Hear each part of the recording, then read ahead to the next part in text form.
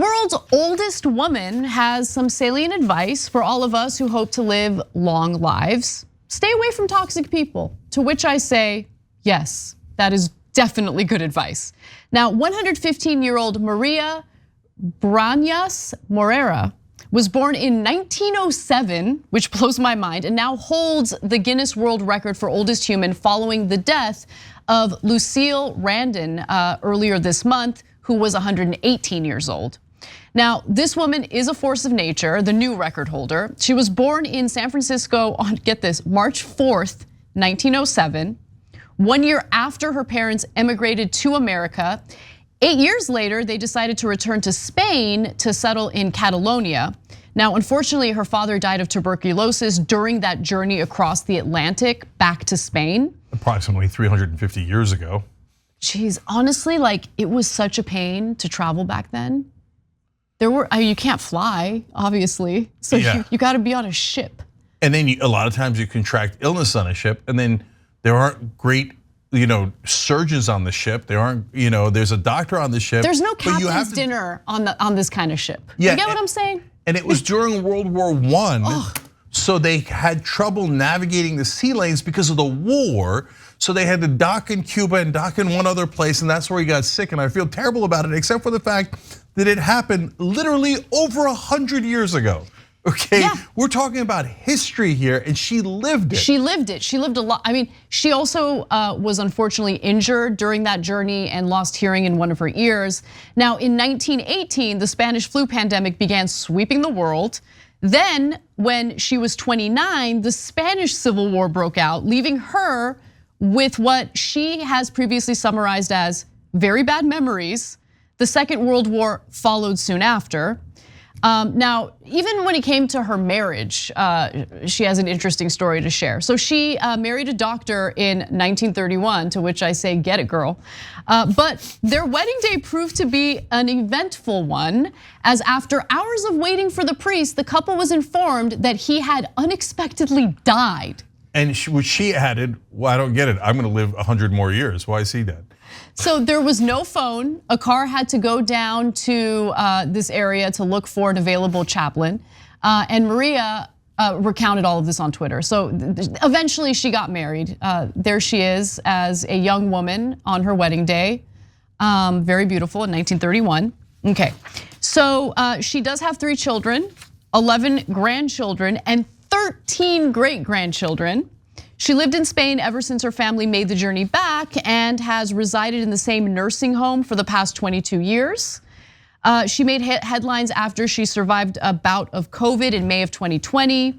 At the time she said this though, and I think this is an accurate and important statement. This pandemic has revealed that older people are the forgotten ones of our society. They fought their whole lives, sacrificed time and their dreams for today's quality of life. They didn't deserve to leave the world in this way. Yeah. Okay, so of course, the main question is, how'd she do it, right? And we're gonna give you that answer. But I think this woman is amazing, partly because of her answer, but partly because of all the things she's lived through. I mean, she survived the 1918 Spanish flu in Spain. Yeah. Okay. By the way, it didn't start in Spain, it started in America. It's more American propaganda that we call the Spanish flu. We didn't do that on purpose in that particular case, but I wanted to clarify. And then she survived COVID and the world wars, etc. So finally, Anna, how'd she do it? So she attributes her longevity to order, tranquility, good connection with friends and family, contact with nature. So guys, seriously, get off Twitter and touch grass. Emotional stability, no worries, no regrets, lots of positivity, and staying away from toxic people. So we recently did a story about a very wealthy entrepreneur who lives in Venice, California.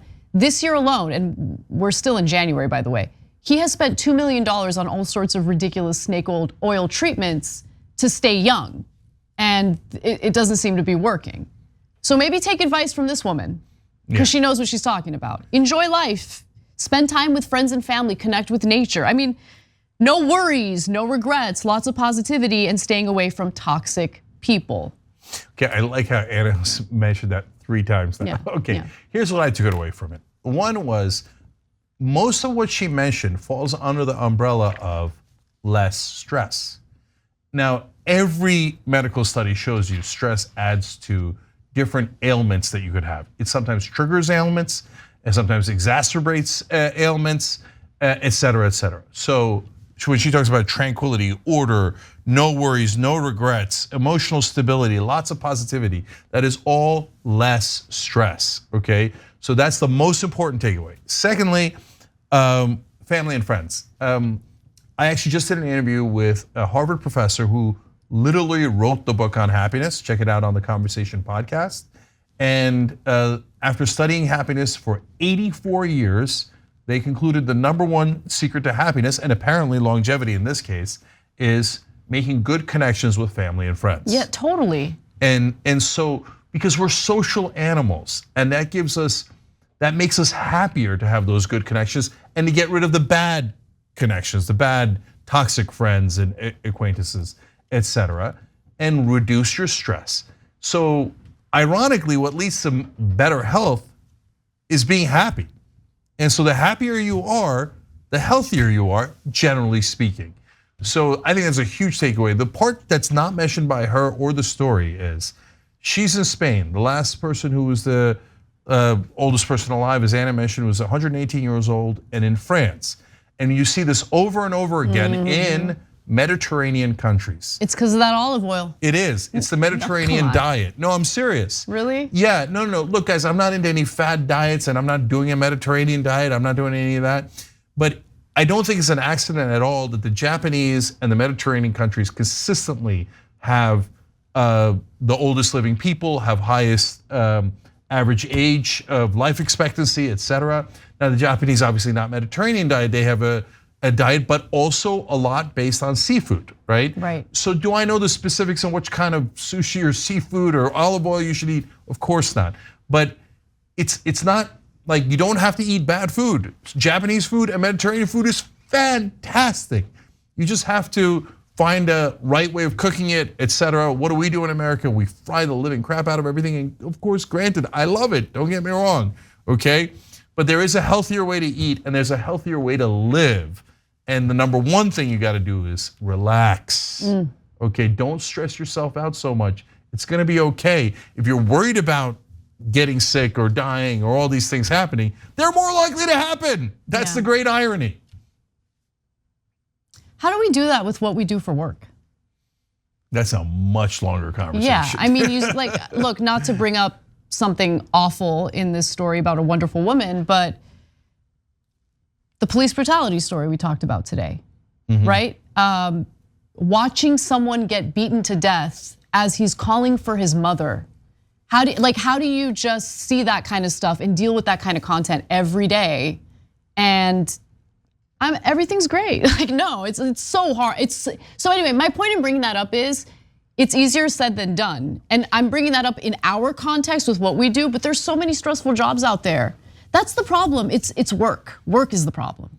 you keep coming back to that theme as well. Yeah. No, well, look, in a lot of ways, work makes me happy. Not every day, trust me, okay? But so it depends on your situation. But what do? I compartmentalize. And so within the context of the show, when I'm like knee deep, neck deep in the story, I'm super mad about it.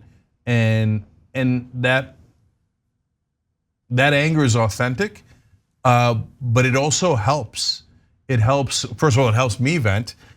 You guys write back all the time that it helps you vent vicariously.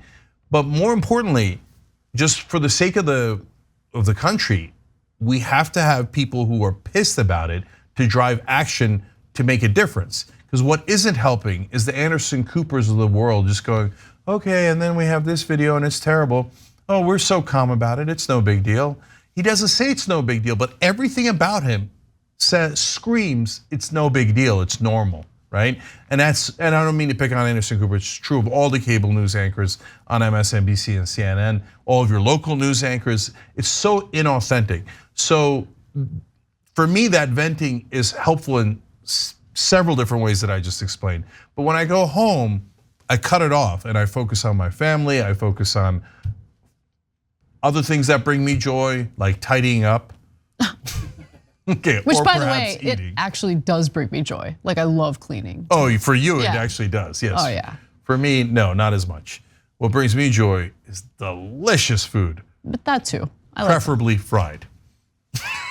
I'm kidding, kind of kidding, halfway kidding. Thanks for watching The Young Turks, really appreciate it. Another way to show support is through YouTube memberships. You'll get to interact with us more. There's live chat emojis, badges. You've got emojis of me, Anna, John, JR, so those are super fun. But you also get playback of our exclusive member-only shows and specials right after they air. So all of that, all you gotta do is click that join button right underneath the video. Thank you.